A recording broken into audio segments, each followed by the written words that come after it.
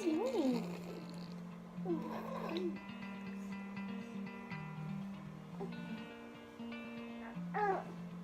Yeah.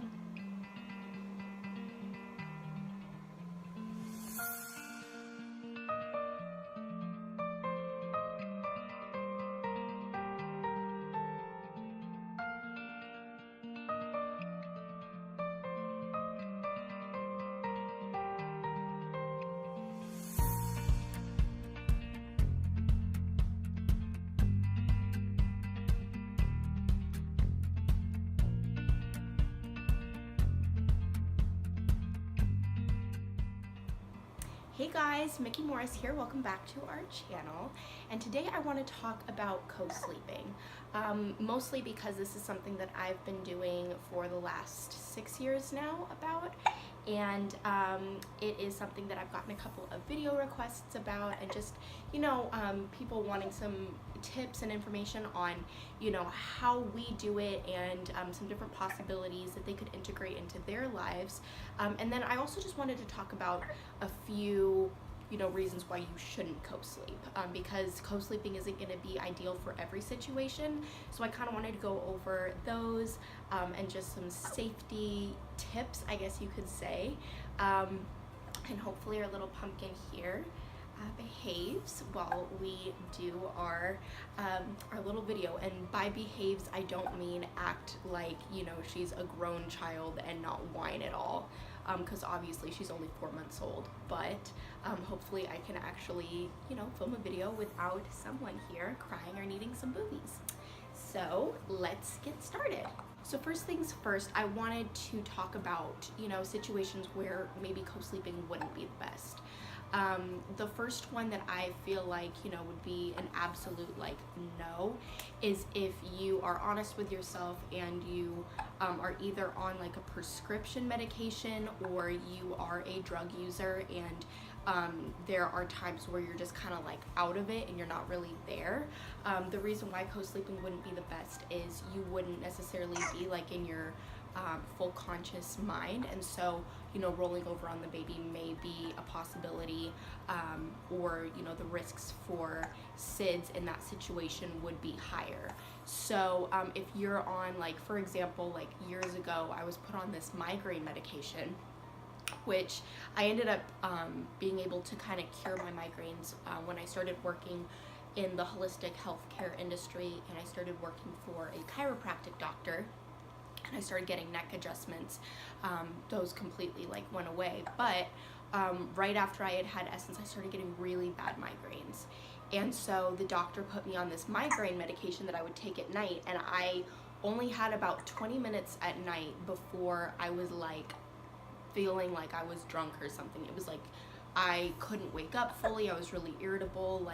Even if I was awake, I was super dizzy. I couldn't walk straight. It was really intense. And I only took it for 2 weeks before I was this is not worth it, honestly. So if you're on something like that, where it's altering your state of mind, and you're almost intoxicated, and you're not fully aware or fully able to be present, that might not be the best thing for you to do, and it would be safer for your baby to be in their own separate little sleeping space. And that goes for drinking as well. If you are an avid drinker, or even an alcoholic, and you're drinking every single night to the point where you're blackout drunk, it's probably not going to be the safest for you and your baby to sleep in the same area. The last reason why I would feel maybe it wasn't the safest is if you are a super hardcore smoker, for example, and you're not careful with preventative measures for making sure that your baby isn't inhaling that secondhand smoke. If you're smoking a ton and then you're keeping your baby super close to you, and that's getting in their lungs, that could be a negative thing as well. But if you're like me, and you just you're living the best healthy life that you possibly can, and you are not a super knockout deep sleeper where it's you're sleepwalking and doing crazy stuff in your sleep, it's perfectly safe and perfectly fine for you to co-sleep with your baby. There's, you know, different ways that people do it. Sometimes people will like take a crib and like push it up against their bed so that their baby still kind of has like their own sleeping area, but they're still like close to them. Some people have like actual like co-sleepers that they purchase that are like little beds that fit inside of your bed that the baby sleeps in. But for me personally, the way that I've done it with my firstborn Essence, who's going to be 6 years old this year, and then Naomi, who is just newly 4 months old, is I just keep her like in the bed with me. You know, rewinding back to when I was a single mom to Essence, my husband, who is Essence's father, was in California at the time that she was born, because if anybody has, you know, kind of heard our story at all, I got pregnant at 17 with her. I was still in high school, and so I moved from California to Alaska when I was 6 months pregnant with Essence, and he wasn't able to afford to come up there. I mean, we were 17, 18, you know, we were basically children. And so I went through the last, you know, couple of months of my pregnancy alone, gave birth, you know, without him being there, and then we couldn't afford for him to come up to be, you know, a family with us until Essence was 6 months old. So during that time, I just had like a twin size bed. It was just her and me, and literally I would just hold her close to me. I would have her head like either on my chest, or I'd be laying on my side and like her arm would be kind of cradled in my arm, or her head would be cradled in my arm, and that's just how we would sleep. And I did have like a little I don't really know, like a little day sleeper or something, I guess you could say, like a fold out day sleeper that I kept right next to the bed, just in case like I was super delirious at night, and if I needed like, you know, 30 minutes or an hour of sleep like without being touched, there was, you know, that option for me there.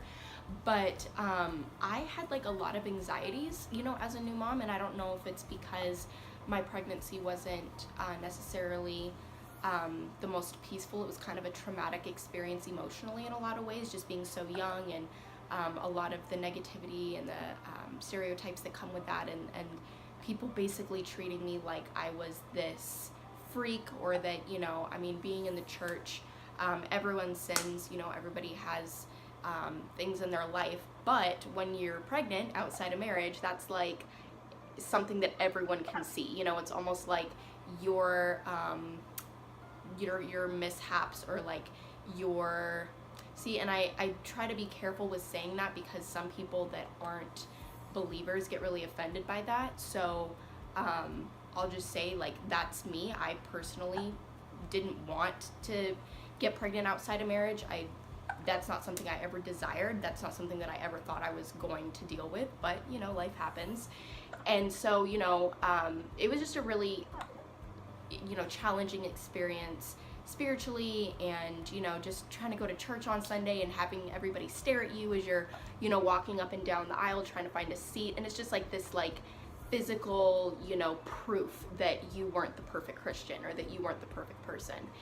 And so that played a lot of, a huge role in, I think, the stress that I felt, and the overprotection that I felt when Essence was first born. And honestly, I wasn't ever planning on co-sleeping. Like, that wasn't something that I had really read up on. You know, I was a teenager. Like, I wasn't super knowledgeable going into my first pregnancy, or like, you know, the birth of my first child. So, you know, it was just something that just kind of happened because I had an anxiety of her being away from me, and I just felt safer, and I felt like she was safer, like being like close to me, and actually like being like pressed up against my body, and, you know, doing the whole skin to skin thing. And like, I don't know, I just felt safer. I felt like no one could come in and take her from me. I felt like, you know, nothing was gonna happen to her if I could just, you know, keep her close to me. And I felt like she was more comfortable and happier being able to feel my breathing and all that good stuff. And, you know, later on, you know, getting older and actually doing research on it, you know, and the science behind it, you know, people think that co-sleeping, you know, is going to increase the chance of their child, you know, experiencing SIDS, which stands for Sudden Infant Death Syndrome, if you don't know what that is. And actually, there's been studies done that show that babies are 50% less likely to experience SIDS because, especially if a baby is premature, sometimes they fall asleep and they just kind of forget how to breathe. I mean, if you think about it, they weren't breathing oxygen in the womb. And they practice breathe, but sometimes when babies are really, really little, if they're not fully developed, or if they have some type of disability or, you know, developmental issue or whatever, sometimes they just forget, you know, and so they'll fall asleep and just suffocate, you know, because they're just not breathing. And so there's been studies done that show that babies that are close to the mother, not only will their heartbeat kind of, you know, I guess syncopate with their mother's heartbeat, but their breathing also will sync up with their mother's breathing as well. And it basically like reminds them subconsciously to breathe while they're sleeping, because you and your child are so connected, not only physically for those first 9 to 10 months, but spiritually, like that is your baby and they have a forever spiritual connection to you, no matter how old they get, and no matter how much of a crap mom you are or how much of a crap mom you had, there's always going to be that bond to your birth mom, just because of the way that, you know, biologically we're created. So, you know, doing research and finding out that, you know, so many countries around the world, they have a bedroom where there's a bed and the whole family shares a bed. Like that is, you know, that's a common practice in a lot of other countries.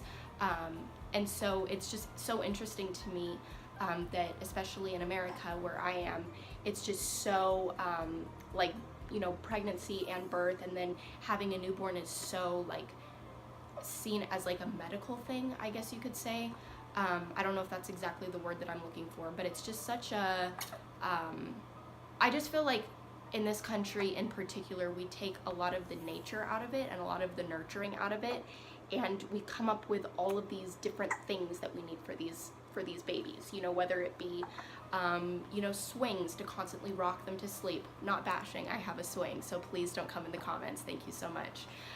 But that's an example. Like I saw something on my Facebook that was like something that you strap your child to, and it like, and it's like a weird like electric bowl looking thing almost, and it's like you strap your baby to it and it like rocks your baby to sleep so that they don't have to be on your chest.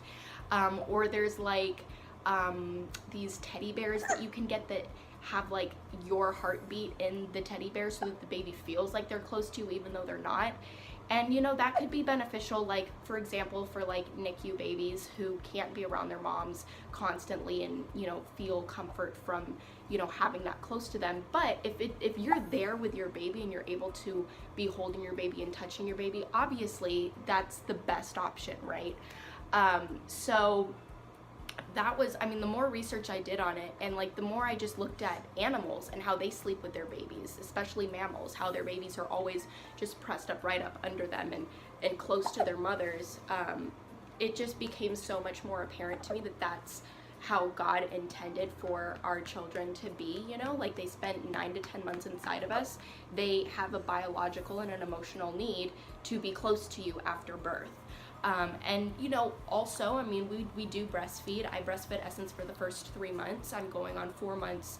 Well, we just hit our 4-month mark with her, and my goal with her is at least a year, hopefully 2 would be amazing, and then I'm considering pumping for a year after that and giving her like expressed breast milk. But regardless, you know, co-sleeping and breastfeeding really just go hand in hand. It's just so easy, you know, it's just such a beautiful bond and such a relaxing experience. Hi, sweet baby. Yes, my baby. But, you know, so it saves you time, and, you know, statistically, I think moms who breastfeed and co-sleep get like 45 minutes to 2 hours more sleep a night than moms who choose to bottle feed or formula feed, or have their baby like in a separate room, or even like, you know, a bassinet near them. So, so it just made more sense for us. Hi, baby. But, the interesting thing that I found, I think one of the biggest benefits that I found was people think that, and I mean, I can see why this would be a common misconception, that if you are holding your baby constantly and touching your baby constantly and cuddling them and coddling them, that it almost like spoils a baby or makes it so that they have like attachment issues, so that when it's time for you to go somewhere, like they just freak out. But I've personally found, not only from personal experience, but there have been studies done as well, that when a baby is close to you and they basically fill their love tank, right? Like they get all of their needs met emotionally, mentally, psychologically, as well as physically. When it's time for there to be a moment of independence, they feel safe going out and being, out there in the world, because they know at the end of the day they're coming home to you. Or, when it's nap time, they get to lay down next to mommy. Or when it's, time for bed, you're gonna be in that bed with them, and it's crazy because, Naomi gets so sleepy at around 8 o'clock at night. Like 8 o'clock on the dot, she's like crying pretty much for like from like 8 to 9. And then 9 o'clock is like, that's her bedtime. Like she's like done. That's not something I came up with. I've never been a schedule type of mom. We do feeding on demand. We do napping on demand. Like I've never put her on a schedule. That's just something she came up with like on her own. And so 9 p.m. is like, okay, I know that she's like ready for bed, and she'll be so tired and so cranky and just like, crying. But as soon as I get in bed with her, even if she's like so tired she can barely keep her eyes open, she immediately just starts smiling and like kicking her feet and has this little moment of like excitement. Do you want some milkies, Mama? She just has this moment of excitement because she's feeling, it's like, okay, like it's time for us to sleep together. Like it's time for my mom and I to have that moment together, and she does it every night, like without fail. She always gets excited, and then she gets like this little burst of energy because she's all excited that it's sleepy time, and then she passes out. Hi, sweet baby. Hello, my baby. Yes, we're making a video. You don't want milkies? You don't want milkies? That's fine. That's fine. It's okay. Yeah. She's teething right now. No little teethies have popped through quite yet, although Essence did get her first 2 teeth, I think in about 4.5 months, 5 months, and then by 6 months she had like 6 teeth. It was insane. So, who knows? Naomi's kind of moved a little bit slower developmentally, but she's still like right on the dot with all of her milestones. So little teethies could be popping through anytime. So she's sucking on her thumb, biting on her fingers, and sometimes she just likes to nurse because, she just likes having stuff in her mouth, huh? Or doing the whole no biting mommy, which she thinks is hilarious. I'm like, no biting. She's like, ha ha. And I'm like, no, it's really not funny. That actually hurts. So anyways, it's completely up to you how you choose to put your baby on a schedule. The thing that I would encourage you in is, especially if you're a new mom, or just, even if you have had kids in the past and they've all been like schedule babies where they're like sleeping on their own through the night for like, months or whatever, just be open, because you never know until you meet your child and until they kind of, start to develop like what type of baby they're gonna be. If they're gonna be like a baby that doesn't like to be touched while they're sleeping, or if they're gonna be a baby like Naomi where it's like she just constantly needs to be touching me. Essence and I co-slept for like 2 years, like 2.5 years, almost until she was 3. And we still to this day share a room. Like we've always shared rooms together because it makes us all sleep better, like she, I never have to worry about, somebody breaking into her room or something weird spiritually going on. I see all these like paranormal videos on like Facebook of, paranormal activity like over the baby monitors, and I rebuke that in the name of Jesus Christ, first of all. But I never have to worry about any of that, you know what I mean? Like if she's having a bad dream or a scary night, like she wakes up and mommy and daddy and sissy are like right there, and that won't be forever. But I feel like especially in this country, we just force development so we just want these kids to grow up so fast, you know what I mean? Like we want them to start preschool at 3 and kindergarten at 5, and by 1st grade and 2nd grade they're in school for 6 to 8 hours a day, and it's like, it's just not right in my mind. I think every kid moves at their own pace, and it's okay to have certain milestones that we look forward to, but I don't think forcing the issue is necessarily healthy or beneficial. And I know so many moms that feel the pressure to stop co-sleeping or to cut it short because of something that their mom said to them or their friend, or someone on Facebook is like, damn, like you're still like co-sleeping, like, yeah, Susan, shove it, you know. But I just feel like, you know what's best for your child, just like how every child is different. Some kids may need a little bit more guidance, earlier than others, and some kids like Naomi are just like, chill and just, whatever, just kind of laid back or whatever. I mean, your child is going to have different needs, and no child is going to be identical or the same at all. So I just am a huge advocate for, doing what you feel like is best for your kid. You know what I mean? Like, if you vaccinate, fine. If you don't vaccinate, that's great. You know what I mean? If you co-sleep, awesome. If you choose to not co-sleep because that's not for you, I'm not going to judge you. If you choose to breastfeed, that's incredible. If for some reason medically you can't, which is a very small percentage, but some women just literally cannot breastfeed and they choose to bottle feed, then that's great. If you choose to pump instead of actually latching your baby on, perfect. You know what I mean? I have my own personal beliefs, but by no means am I like saying that you're wrong for doing things one way or the other. The only thing that I think is a necessity, like, is obviously roof over their head, clothes on their back. Fed is absolutely necessary. Discipline as they get older. I'm a huge believer in that. If you guys have watched my videos, that doesn't mean different forms of discipline won't work better for some kids than others, but I feel like, every child needs structure. Every child needs those boundaries set in place, no matter what you choose to do to enforce those boundaries. That's up to you. But yeah, I mean, don't feel like I'm saying that if you don't co-sleep with your baby that your baby's not going to be attached to you or whatever. But this is just, what we choose to do.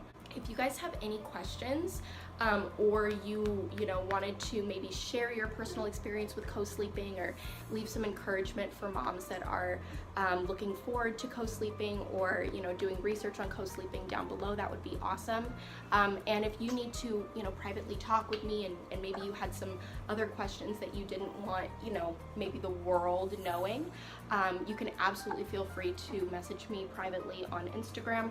I know they have a message feature on YouTube, but I never get notifications for it, so I'll check it every 3 months, and someone will message me 5 months ago, and I'm like, oh my god, I'm so sorry, I literally did not see it. So Instagram or email is the best way to get in contact with me if you need a prompt response. And like usual, I'll use or leave my social media handles in the last slide below. And I hope you guys have a blessed day. Thank you so much for watching our video and for hanging out with us. Don't forget to subscribe and show some love on this video if it was helpful and encouraging to you. And I love sharing my life with you guys. You guys are the best part of what we call social media. And I love you guys so much. We'll see you guys next time. Bye-bye.